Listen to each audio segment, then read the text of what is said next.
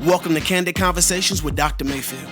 This episode is sponsored by Springs Mental Health Summit, a summit for parents, teachers, neighbors, and friends to talk about mental health in our community. For more information, go to springsummit.org. Here's your host, Trever Shirin. Thank you for joining us on Candid Conversations. We're so glad to be here. I get the distinct honor of having one of my close friends, Peter Jordahl, on the air. He is the co-host of the show I Used to Pray for Superpowers, a nerd podcast, and also a sleep technician at Delta Waves here in Colorado Springs. And he is here to talk to Dr. Mayfield and I about sleep. So one of my favorite things to do is to sleep. Amen. Like I look forward, I wake up in the morning going, okay, I'm going to plan my day around when I get to go to bed. And this is like, I'm just going to be completely honest here, but I love sleep. And so I'm so happy that you're here with us. We love what Delta Waves does. We know and have worked with you guys in the past and would love to work with you guys more in the future, but it's just grateful for the information you have to bring. So I think, why sleep? Like, I know why I like it, because it's my quiet space, and I can kind of escape and rejuvenate and that kind of stuff. But most people in this culture are off, say that they're too busy for sleep, and I'm sure you probably hear that a lot. Yes. So why is sleep so important? Well, you actually hit on it. You used the word rejuvenate, and that really is probably the biggest thing. Is a lot of people think that they can get by on 5 to 6 hours of sleep and cups of coffee or energy drinks. And the problem is that the brain isn't built to sustain that for long. If you're missing that sleep, what's happening in your brain is a lack of cell regeneration. Your neural pathways are not recovering as they should. Dr. Matthew Walker says less than 7, anything less than 7 hours of sleep, your brain is not healing from the day. And a big part of it too is memory. They look more and more at Alzheimer's and sleep being connected. And you see a lot of differences in dementia and Alzheimer's. When the patient is asleep, their brain looks a lot different than it should, versus when they're awake, it actually seems a bit more healthy. And so you're not getting the memory that you should. I gotta sit with that for a second, and I think our listeners do too. That's powerful stuff. But a couple of thoughts went off in my head too, and I don't want to take this a different direction, but just the thoughts that I had. We work so closely with teenagers, and with the suicide epidemic in our population and whatnot. And I wonder, again, probably a different conversation for a different time, but I wonder how much sleep has to play into that, because they're not allowing themselves to regenerate. The cells aren't, getting that break Yeah, no, definitely. A study by Dr. Russell Foster, who's a neuroscientist, showed that high schoolers, teenagers between the ages of really 12 and 20, you should be getting 9 hours of sleep.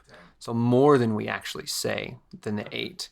And on average, he's saying it's maybe 5.5 hours that teenagers are getting.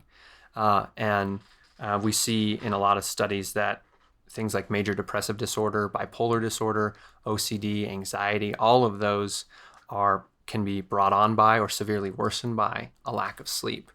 And so you have these teenagers who are worried about school, so they stay up late studying, then they get up to catch their 5:20 a.m. bus, and then they're still stressed at the end of the day. They haven't slept, they stay up again.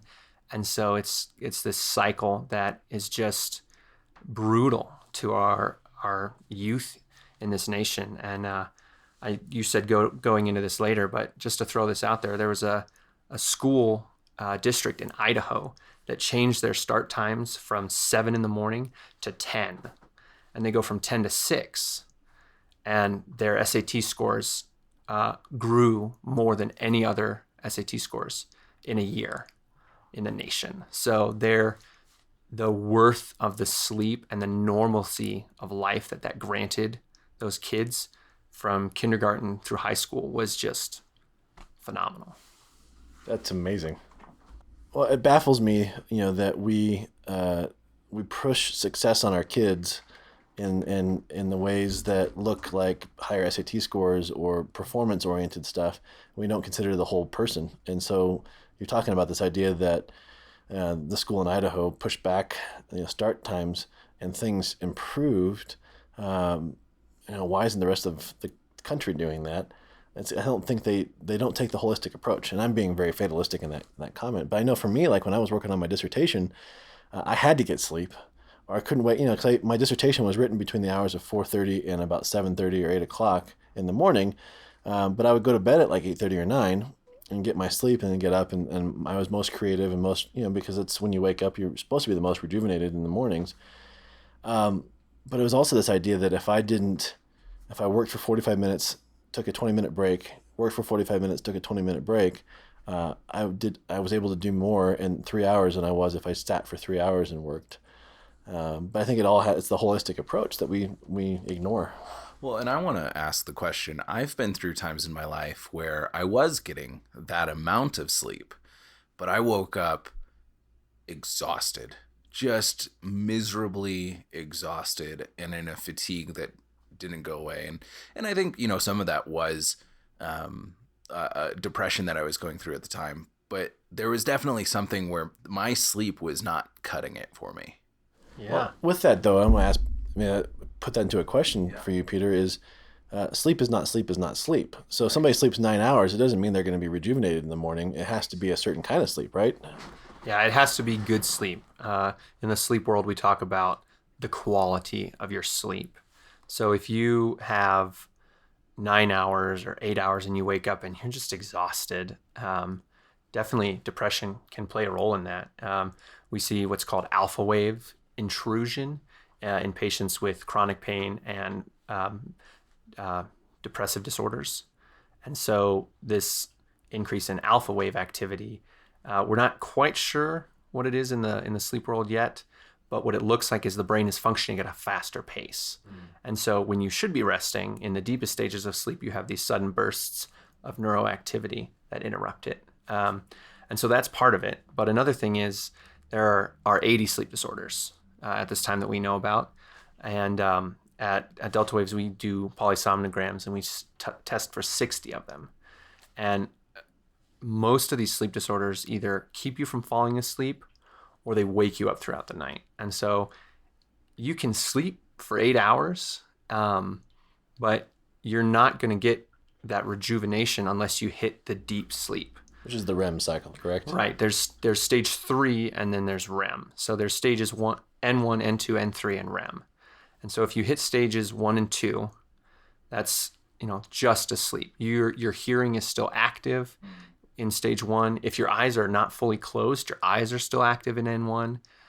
You drift into N2, your brain waves start having a lower amplitude, and they enter more of a low amplitude mixed frequency set instead of a faster rhythm.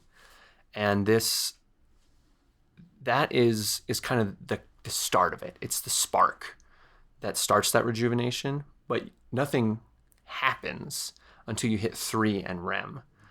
And the problem is if you have an arousal where your body wakes you up because you're not breathing correctly, or there's like a neuro disconnect, or something's happening to wake you, you go back into 1 or 2, and you don't go back into those deep stages. And so you'll have 2 minutes of deep sleep, or I've had patients where they have less than 30 seconds of REM because as soon as they hit REM, your body over relaxes and their airway becomes blocked. They gasp for air and they're back in stage 1. So Dang. No restorative sleep. So what could have been happening for me and others who feel that waking up exhausted is there could be something causing your sleep not to go through a normal progression of the stages, and you're not hitting that deep sleep due to either a disorder or maybe something environmentally that's keeping you from going into those. Definitely. A lot of that from the holistic standpoint, right, has to do with what we eat, how late we eat, when we eat, how much are we exercising. Don't they all kind of work together? Yeah. I really like what Matthew Walker says. He's the head of the sleep lab, UC Berkeley, and he's Google's sleep scientist. And what he says is he originally thought that it's a triangle. It's physical health, mental health, and sleep. And what he's found is that sleep is the foundation. And then if sleep isn't good, the other two don't matter. You're not going to be able to have healthy physical life or mental life if you don't have good sleep. But definitely eating the wrong foods, things like acid reflux, higher sugar or caffeine. Caffeine after noon, after your lunch, is usually a bad idea. Caffeine takes 8 hours to really leave your system. So if you're having a coffee at 2 and you're trying to go to bed at 8, your mind is not going to shut down as it should. And again, exercise is a great way to get yourself to sleep. It exhausts you. It pushes you to sleep.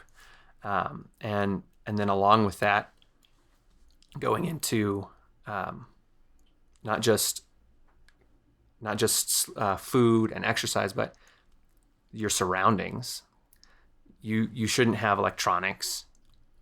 You shouldn't have screens. You shouldn't have lights. You should have a dark room. You should have a cool room. Your body should drop 3 to 4 degrees Celsius or 3 to 4 degrees Fahrenheit at night, because that helps you sleep. You should take a hot shower before you go to bed, because when you get out, your core temperature drops. These are all Interesting. things. These are the things that I do. I didn't know that you were supposed to do that kind of stuff. I mean, we love sleeping cold, or at least having it cold enough where we put blankets on, so we open windows or turn the air conditioning up. And I always like taking a hot shower before bed.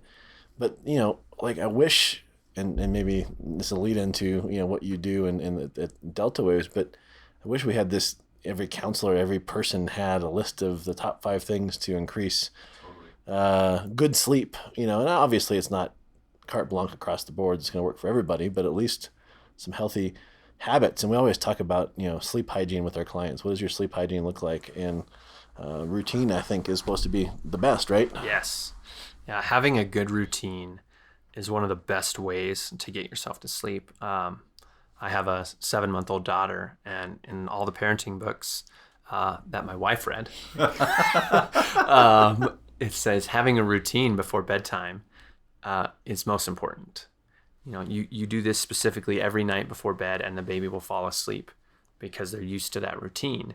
And then we reach 12, and that routine goes out the window, and we never pick it up again. But having that routine where you put your phone away, you brush your teeth, and you read. A study came out recently. Reading on an electronic reader has the same effect as reading a book.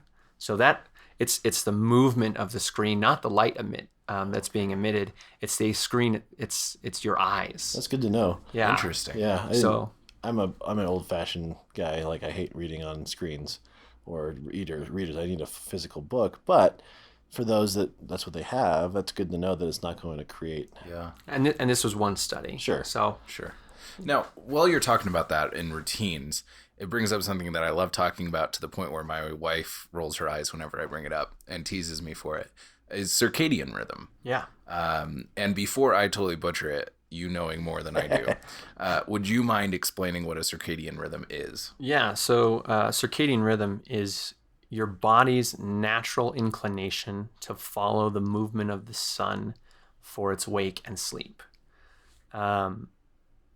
Now, the sun changes when it rises and when it sets based on the Earth's position and the tilt of the Earth and all that. So there's varying, not everyone's going to be synced up. People are going to wake up at 5 when it's still a little dark, or at 7 after the sun has been up for a while. But the biggest thing is that the circadian rhythm it's like a bathtub for the human body, right? Every human has a bathtub that fills at night and is drained throughout the day. And the circadian rhythm is the filling and the emptying. So you wake up, you should have a lot of energy. That bathtub is full. And as the day wears on, you have less and less energy. And your body's natural inclination, you have 3 rises and falls just throughout the day based on your habits. You wake up, you have energy, you're waking up, and the circadian rhythm has you up.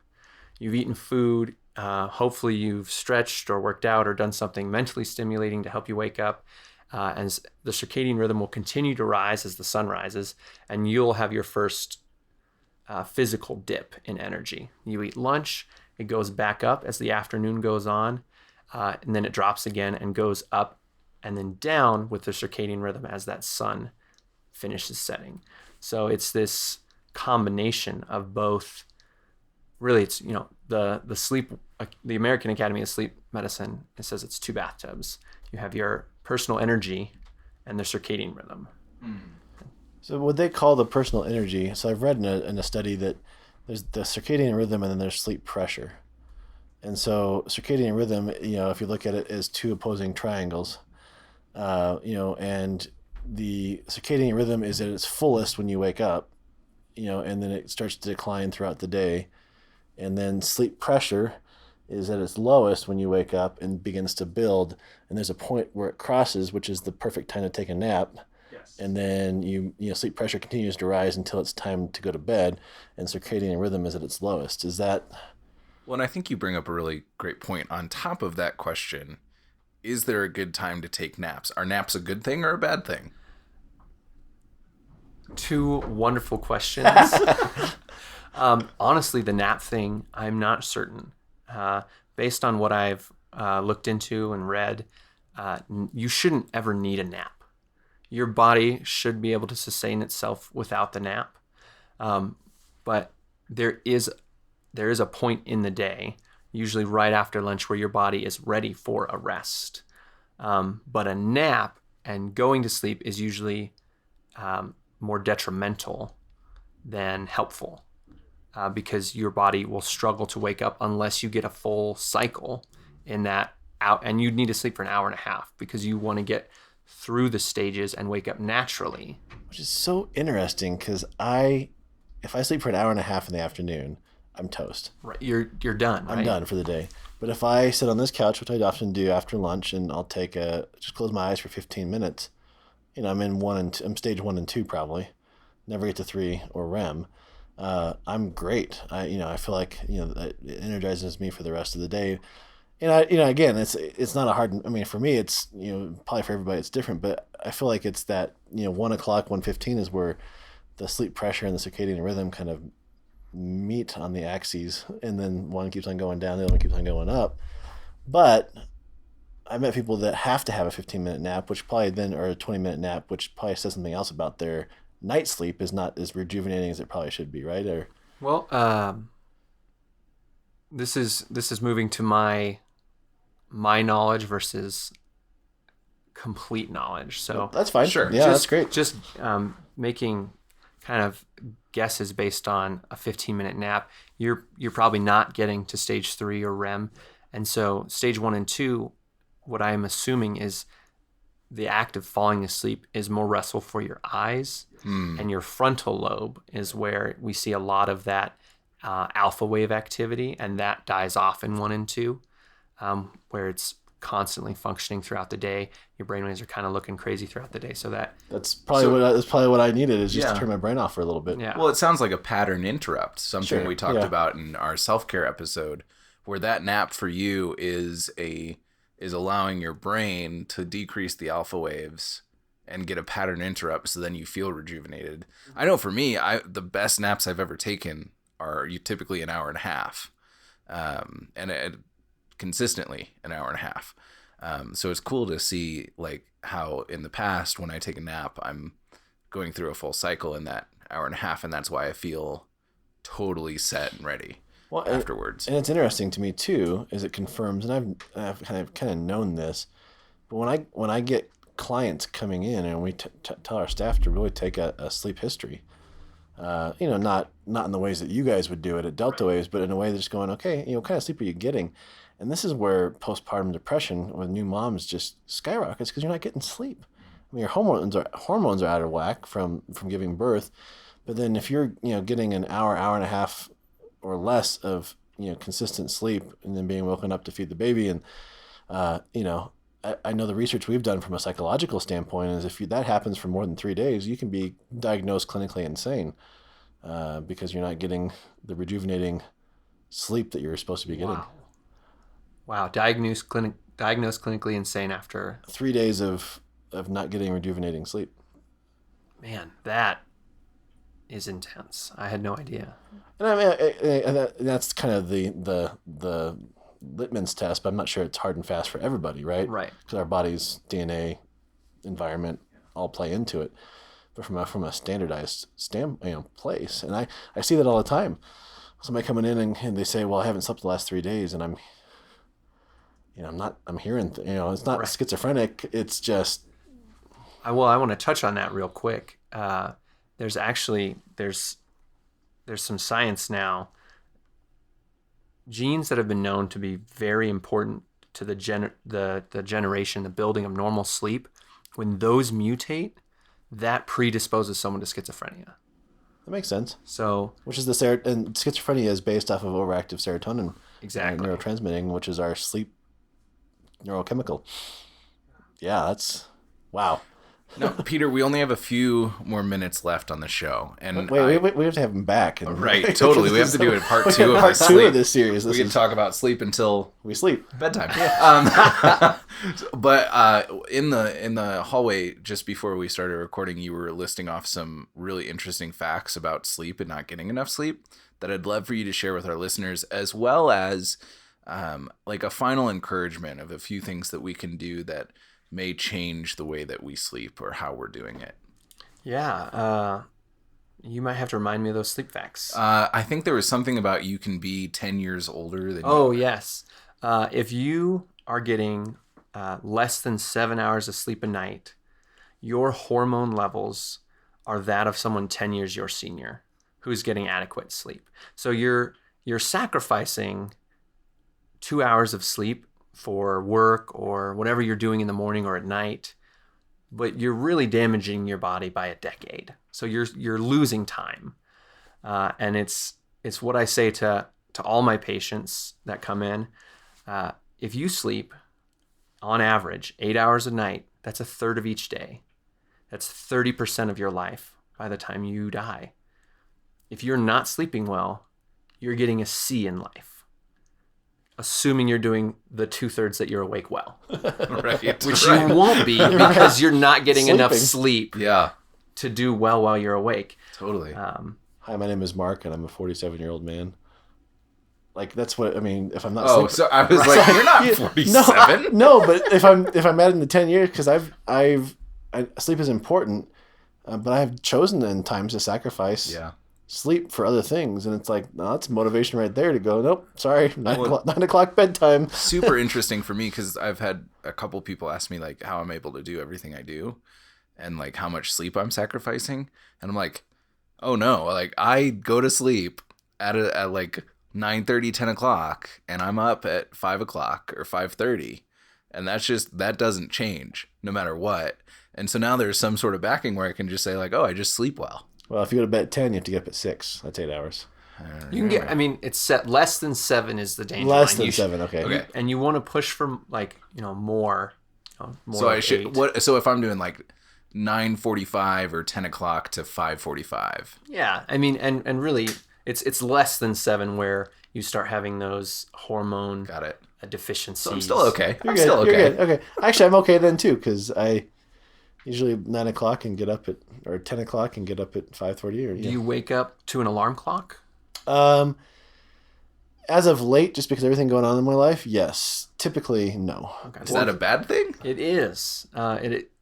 Waking up to an alarm clock shocks you out of deeper sleep, especially if it's loud and jarring. And there are a couple things about that.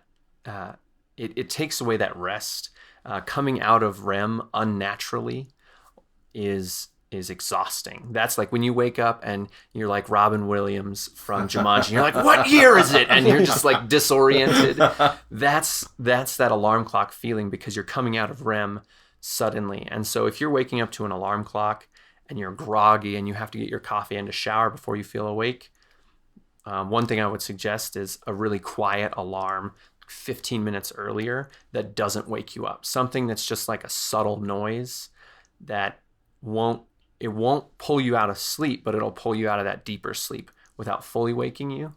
And that is based on my knowledge of sleep, which isn't doctorate. It's not this big thing, but I have some, and it's based on personal experience. I can't wake up to an alarm clock. And that's why I'm so fascinated by some of these, well, people call them harebrained inventions, but it's not. I mean, it's like a coffee pot alarm clock where at 5:45 it's going to brew me a pot of coffee and it's going to pull me out of that sleep. Sounds wonderful. That scent. Yeah, pulls you out of the deeper sleep into, like, whoever's out there listening that wants to invent that, we probably should, And then donate it to us. Yeah, right. We will not say no. No, we won't say no at all. But I think that's a really good reminder and a suggestion for our listeners is those 2 alarms. I never thought about it that way. Because right now we just moved and business is taking, there's a lot of things going on where the alarm clock has to wake me up. Because I usually, don't wake up on my own. So this one before to this, I like that a lot. Yeah. I like that. Peter, we will absolutely be having you on the show again to talk about sleep. Great. And also to talk about the other podcasts that you do. Thanks for being on the show today. We really appreciate you. And I have a lot more to think about with sleep after this. Thank you for joining Candid Conversations. If you would like more information, go to mayfieldcounseling.com/Candid Conversations and check out our Facebook page, Candid Conversations with Dr. Mayfield.